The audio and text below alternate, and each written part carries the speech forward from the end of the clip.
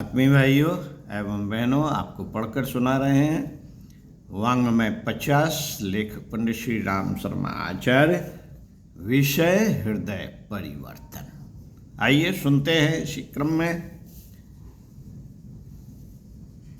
राजा था दयालु और धर्म की राह पर चलने वाला।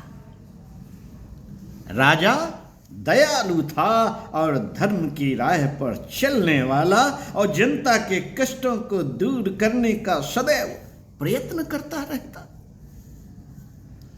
और राजकुमार का स्वभाव राजा से बिल्कुल विपरीत था, जैसे हर घरों में होता है।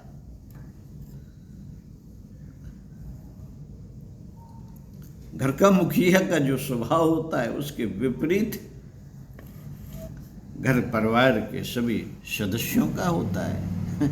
एक आध होता है जो उसके अनुकूल चलता है। साथियों, उसे निरपराध नागरिकों को यातना देने में आनंद आता था। किसे? राजकुमार को।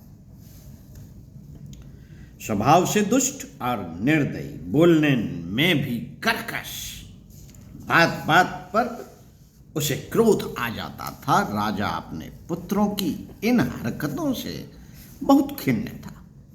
उसने स्वयं सुधारने का प्रयास किया। रानी ने भी नीति के मार्ग पर चलना चाहा। कितने ही अध्यापकों की नियुक्ति की गई, पर सबने हार मान ली। जितने प्रयत्न संभव थे किए गए। राज्य की जनता में विरोध बढ़ता जा रहा था। उधर उम्र के साथ राजकुमार के उत्पात भी बढ़ रहे थे। सभी लोग किसी न किसी तरह उससे मुक्त होना चाहते थे। भगवान बुद्ध तक बात जा पहुंची। उन्होंने इसे भलाई की राह पर चलाने का निश्चय किया। उन्होंने राजकुमार को अपने पास नहीं बुलाया, वरन स्वयं उनके पास गए।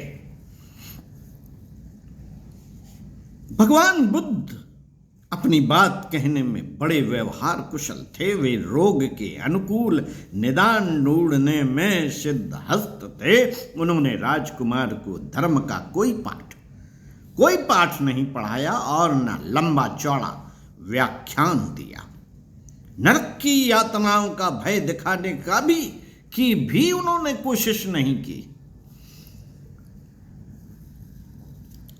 वे घूमते हुए उसे एक छोटे नीम के वृक्ष के पास ले गए और कहा, राजकुमार, इस वृक्ष का पत्ता तोड़कर देखो कैसा है। राजकुमार ने वैसा ही किया। एक पत्ते को मुंह में डाला तो सारा मुंह कड़वाहट से भर गया। इतनी बात में ही वह आपे से बाहर हो गया। भगवान बुद्ध से तो उसने कुछ न कहा, पर अपने नौकर को आदेश देकर उस वृक्ष को जड़ से कटवा दिया। अरे राजकुमार, तुमने क्या किया? इस पौधे के लिए तो यही किया जाना चाहिए था। अभी से जब यह इतना कड़वा है तो बढ़ने पर इसकी क्या स्थिति होगी? मैं समझता हूं साक्षात विष ही हो जाएगा। अतः मैंने उचित ही किया जो अभी से इसे उखाड़ फेंका। राजकुमार ने उत्तर दिया। मित्रों, भगवान बुद्ध इसी अवसर की प्रतीक्षा में थे। उन्होंने गंभीरता पूर्वक कहा, राजकुमार, तुम्हारे दुर्व्यवहार और अत्याचारों से परेशान होकर जनता तुम्हारे साथ वही व्यवहार करने को विवश हो जाए जो तुमने नीम के पौधे के साथ किया, तो तुम क्या करोगे? क्या करोगे तुम?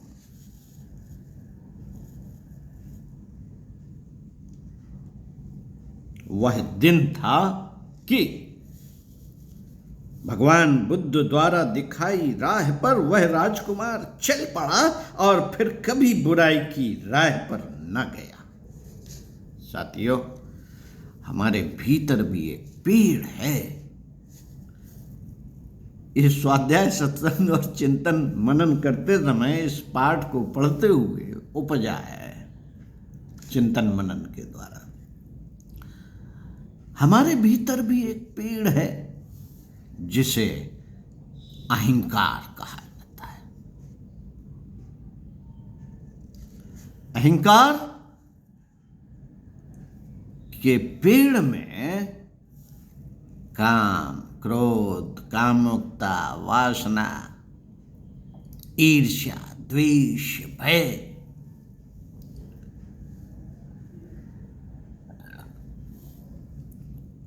आदि पेड़ लगते हैं, आदि पत्तियां निकलती हैं, फल निकलते हैं, और जिनके वशीभूत होकर अज्ञानता के प्रभाव में हम अपने जीवन को कड़वाहट से भर देते हैं।